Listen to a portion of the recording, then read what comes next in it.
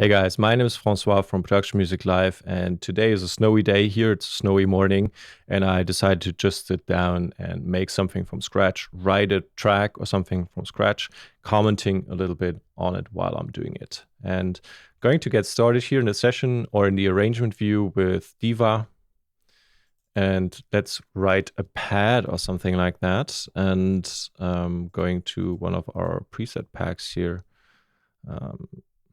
Picking up a pad sound and using my computer keyboard to hit the notes. But first we need 8 bars. Could start with a fifth, C and G.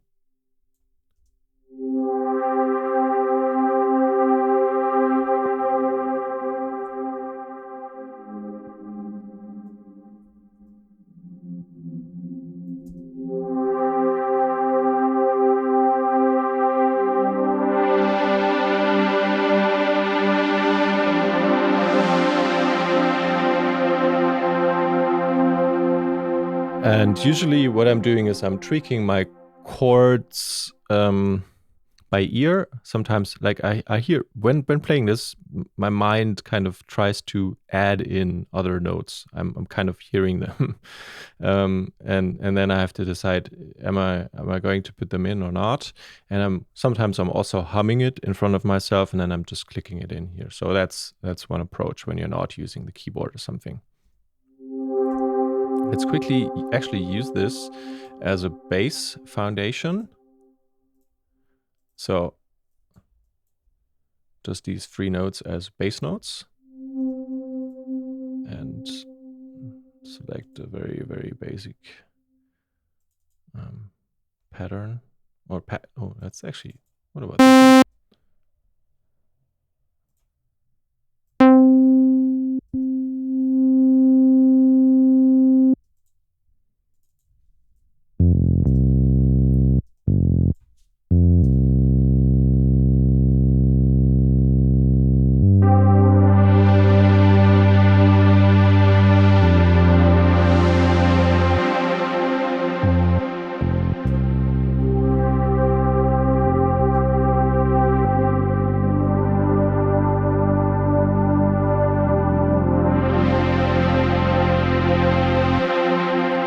Okay, so this pad has a pretty long attack, and just for the writing, I want to bring it down a little because it takes so long until you can hear the note.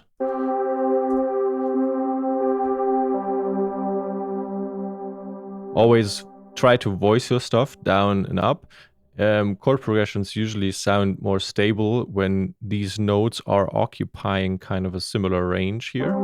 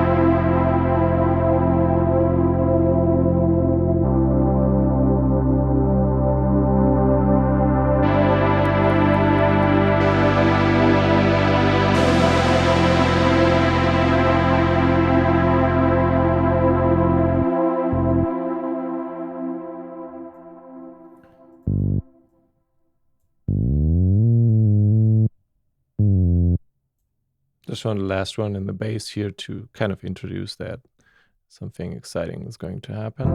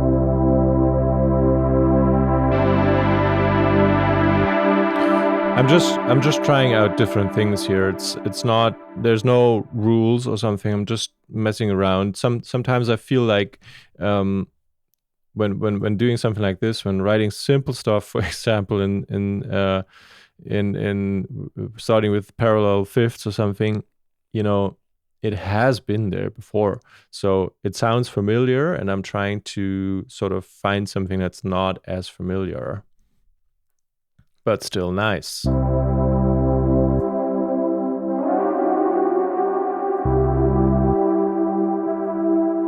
I kind of like added tones and sus chords. So if we go back, this would be C major, and added 4 would be F. And this is always introducing tension. But then you don't have, you could say, oh, let's not play this in the chord or in the pad, but play it with the arp. So you have dum. You can play these 2 notes in the arp. You can do the same thing with these 2. Would be probably better in this case. So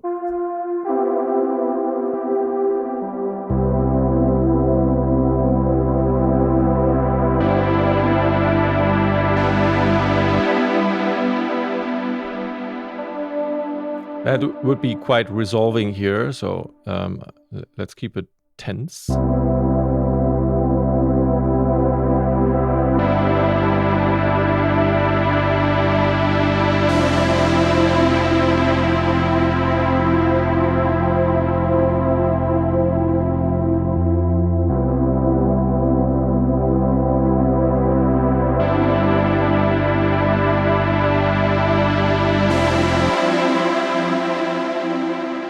Okay, let's quickly play around with a lead sound.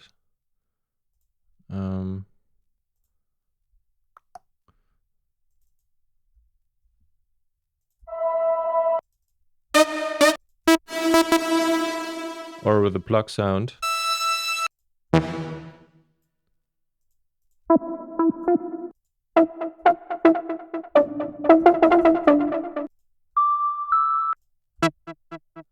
So do we wanna make an arp or some longer notes or both? That's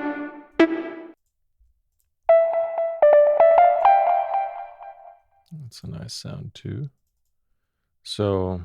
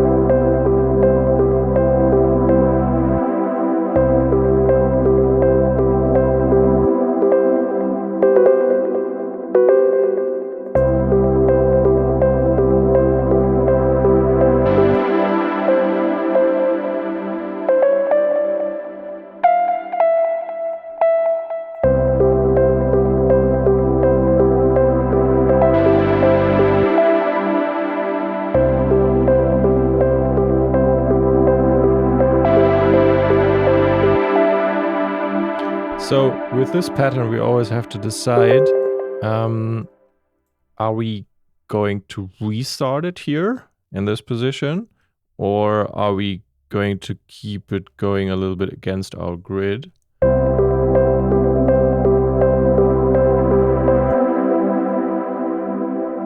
Or are we restarting it here after like 2 bars?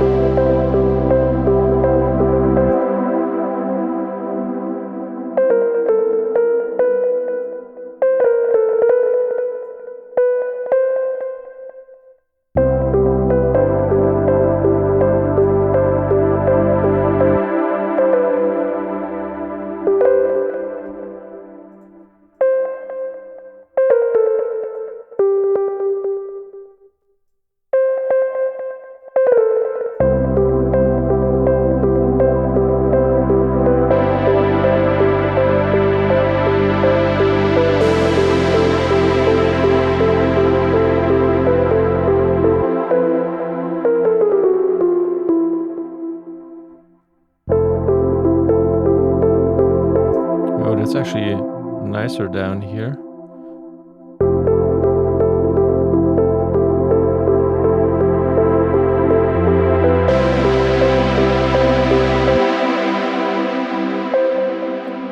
What if?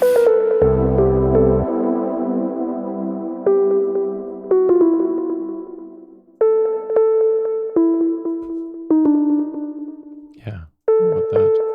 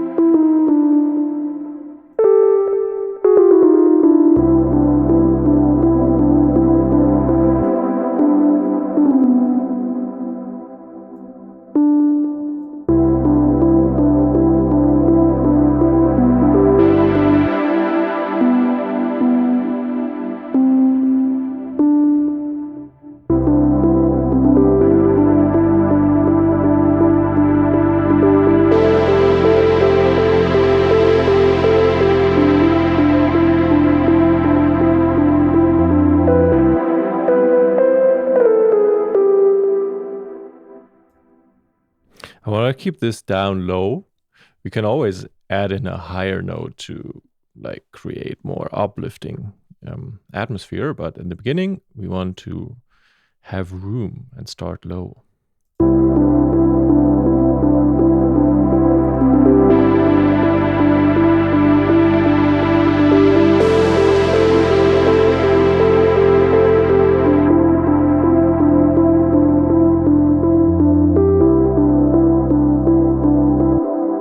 Okay, so are we keeping this tense note or are we...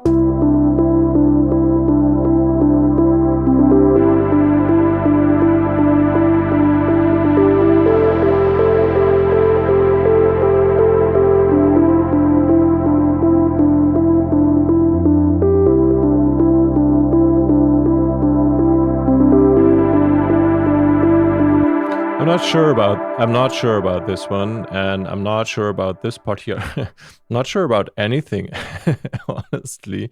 But yeah, it's also like sometimes you will only know if you keep going with the next elements, so you can have a better opinion about like how am I actually going to build this up?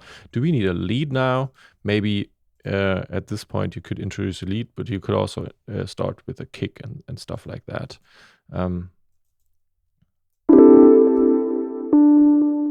But there's some nice leady sounds in this Bound to Divide pack as well, so might as well check some of those out.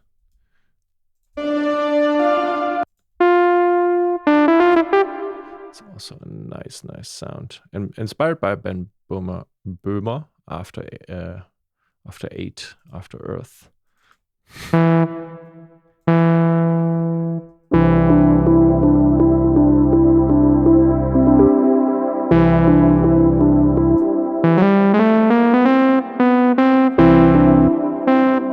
Nice.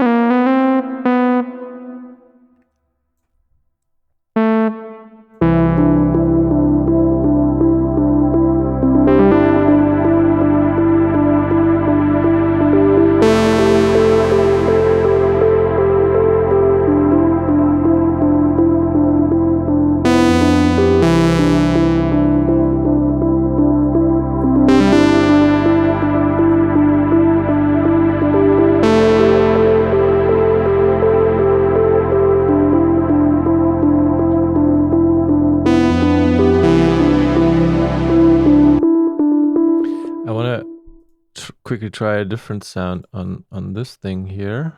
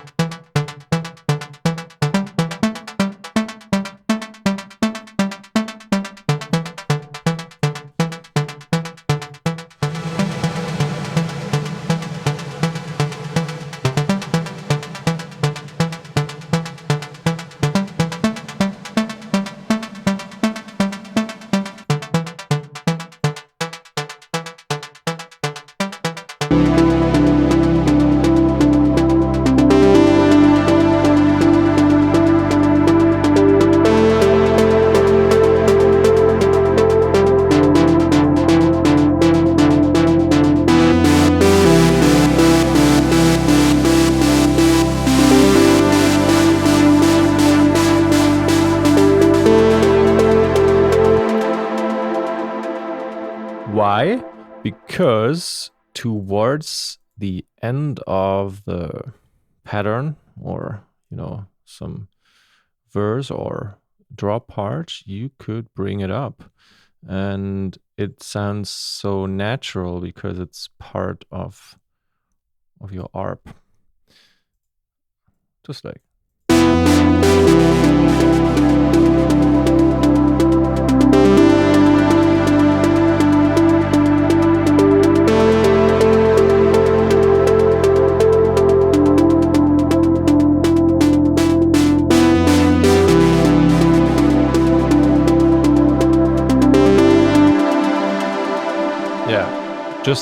Just as an idea,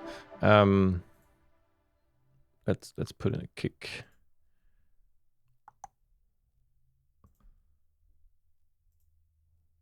This is one of my favorite kicks here. This one. I think use this one in hundreds. No, well, I don't know. Maybe even in hundreds of tracks, but it depends a little bit on if you want the zap in front of it or not, that you will have to shorten the sample in the beginning. It has this pre-zap thing here, so and you can either like look at this down here and see, oh yeah, so it's like 4 milliseconds or something, or you just move that thing, or you say, hey, minus 4 milliseconds. You can say that here as well, but could do it like this too.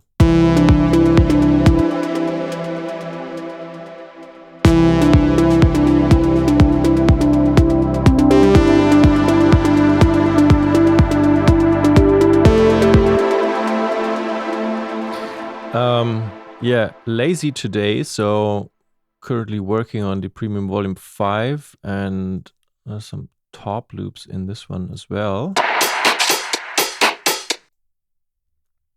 Sorry.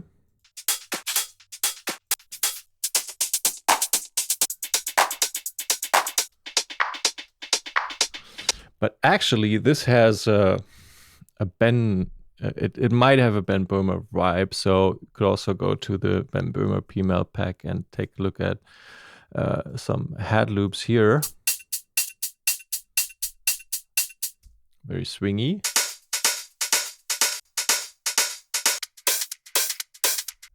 Let's put in this one.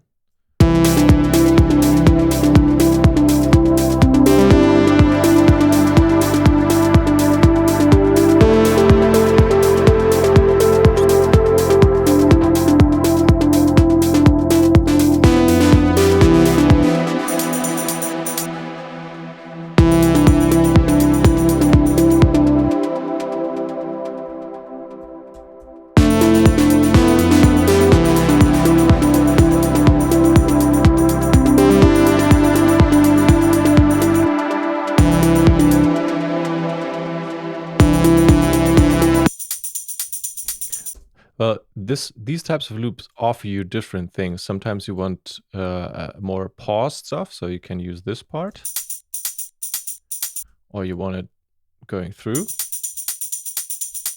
Maybe then use this part here. In this case, I want to use this part. It's here. And I'm still not consolidating it because might change my mind on this, and then I still have the original here. I keep a few seconds of workflow.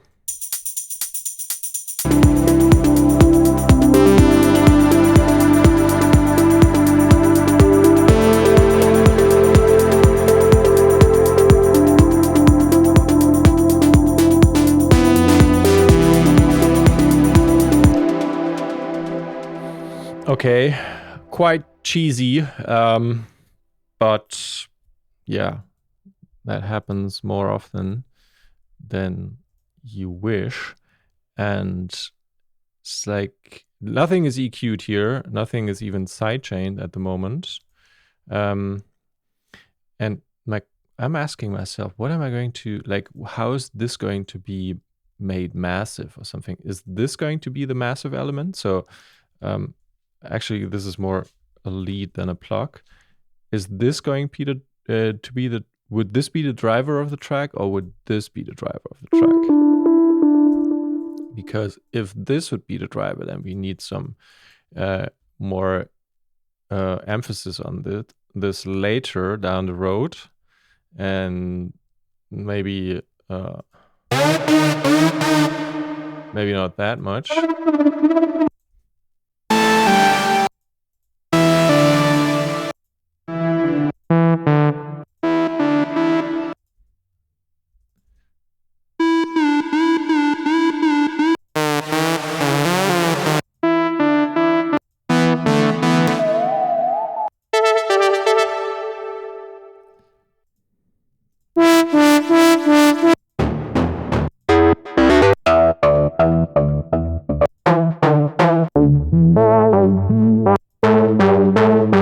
These are more for darker stuff here, you notice right away. So we made this pack with Joao for more for techno. But it has some super nice stuff, and you can, if you pitch it up an octave most of the time, you're getting there right there.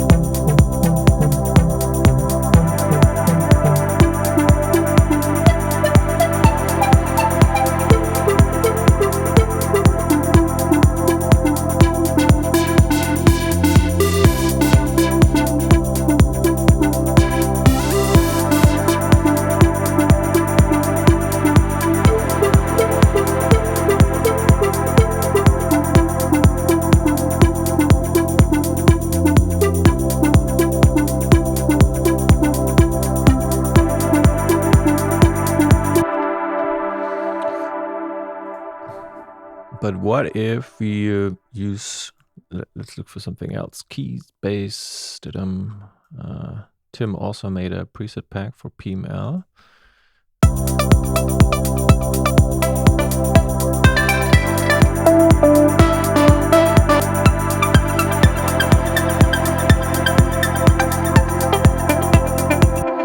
This is more for the melodic techno kind of stuff. These are more characteristic sounds.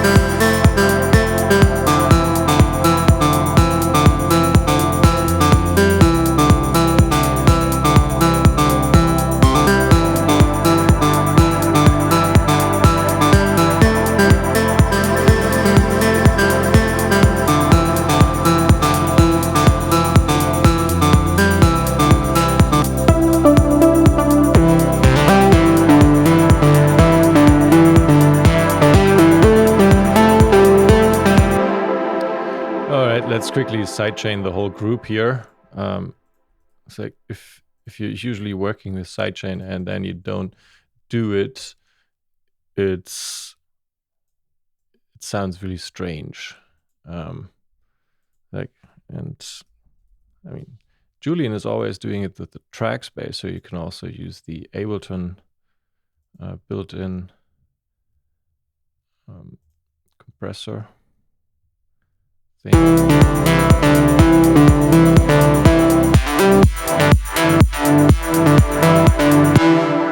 The sounds, I messed around with this the other day and it sounds really clean, so it's kind of a nice technique to do.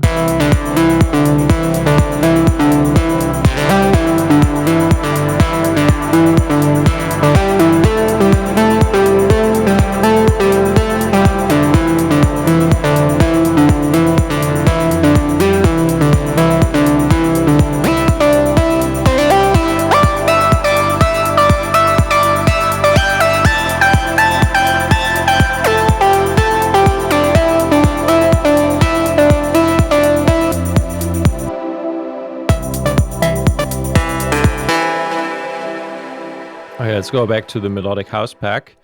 They sort of feel out of place.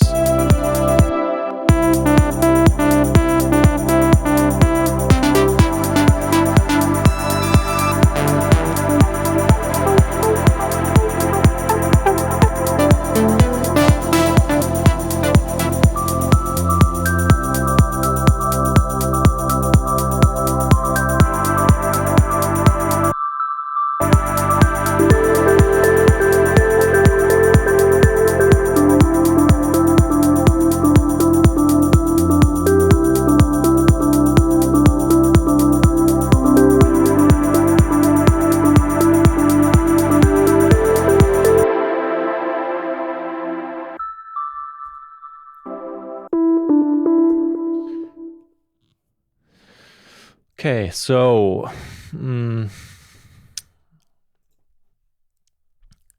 this is usually not going to be a track that I keep on working on. Why is that? It's too sort of, it sounds too much like something that might have been there before, and it's not something where this is not characteristic enough to sort of keep going. I would sometimes when I have something like this, I'm like, okay, or we change the pads, or first of all can start changing the key of the song, and then or try it in a different range what it sounds like. This one, for example, could be tried a bit lower still. Sometimes it sounds better down there, but I just realized I'm on live 10, and I think this feature is not yet here, right? Because in live 11 it's kind of nice, you can transpose it down by selecting all of them, all your MIDI tracks, and then just hit one button here and it will transpose down. So this is what that's possible in live 11. So this is what I would do now, or exchange some stuff and start from beginning. So nothing here is now so characteristic that I think it's worth to keep going, because like the kick and the drums are nothing special. It's just two elements dragged in here. This lead might be something where we could keep going, but then again, it takes a couple of minutes and we have a new option for this, or we have it again. This is interesting. No, this one here. I'm a fan of this lower ARP sound. That one could go together well with the kick and being built up. So if we go and take an auto filter.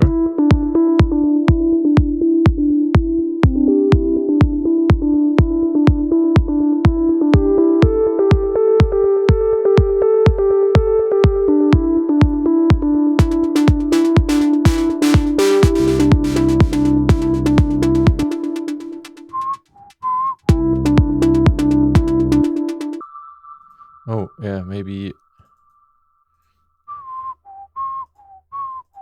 against it.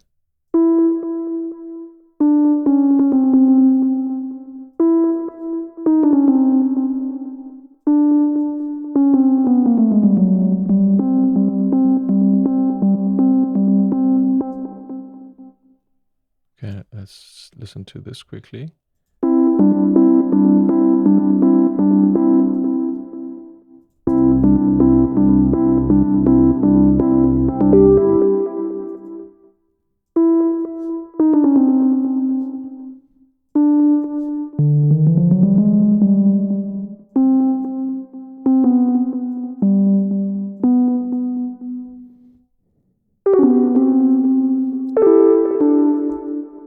So I dum bum bum bum bum bum bum bum bum bum bum bum bum bum bum bum.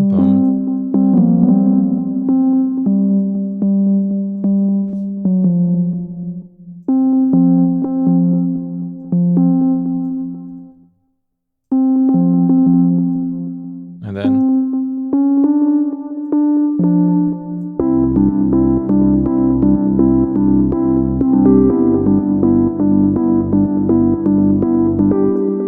oh yeah.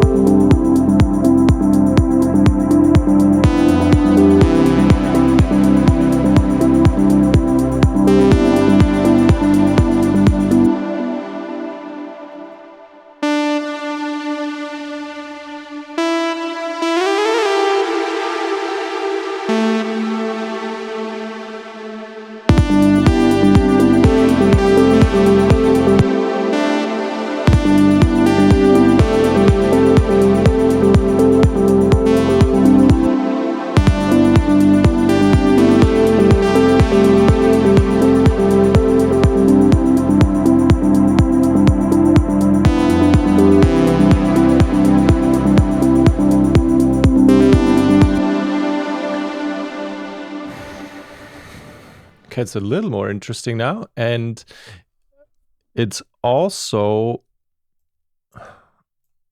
I think did I learn this from Deadmau5 or something?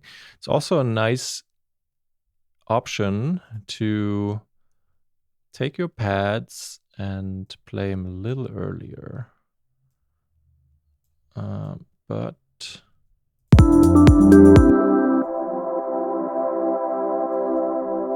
let's do it with the bass first. Yeah, okay. And then can repeat it like this.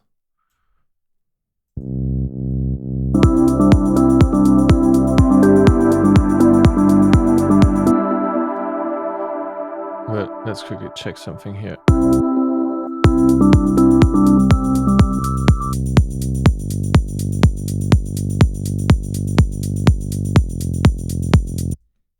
Or just half of this.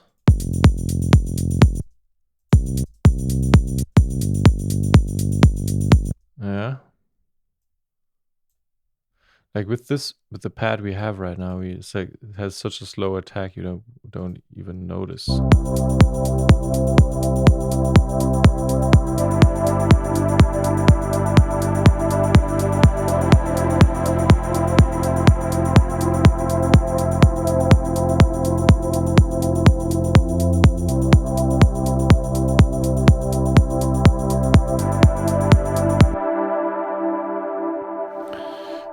And yeah, and then it's kind of nice because you introduce these and you can play some little chord changes just right here, and then it slides into the actual next chord right before the bar starts. So it works nice as well. And in this case, we probably also take the plucks a little bit in front.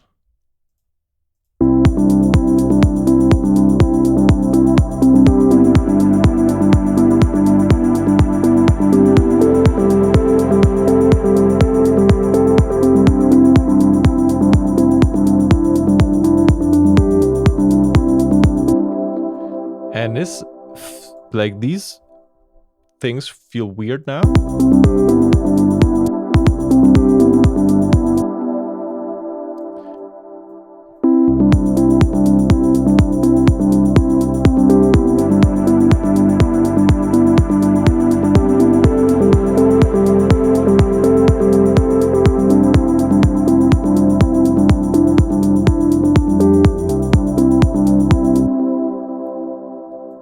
So this is really like we need to make some choices here. When you do this, it always helps to put in a clap sound.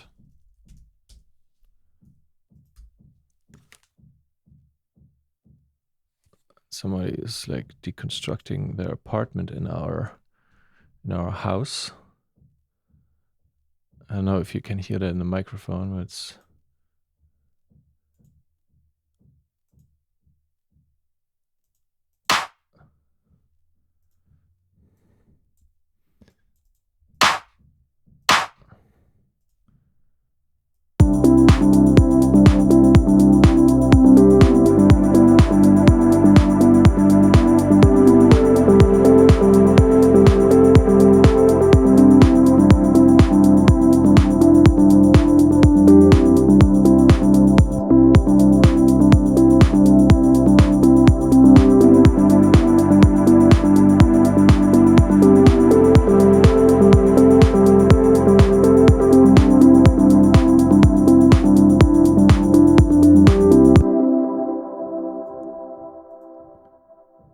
I don't know, like this is an option to work like that.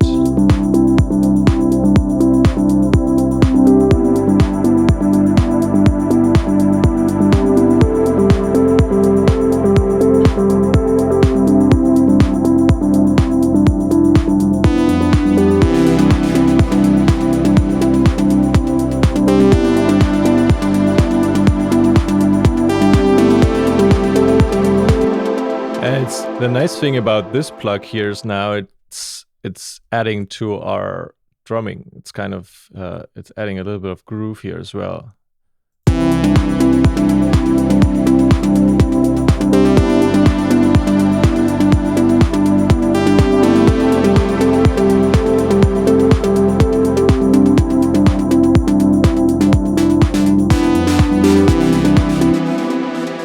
Okay. I need to check what's going on next to our studio. Here somebody's hammering against the walls, so I will check out what's going on there and leave it at this. Let's see if I'm going to go on with this another day or later. But yeah, simple writing session, nothing crazy. Not too sure about this yet, so maybe just ditch it or something, unless somebody's like, hey, please keep going on this one.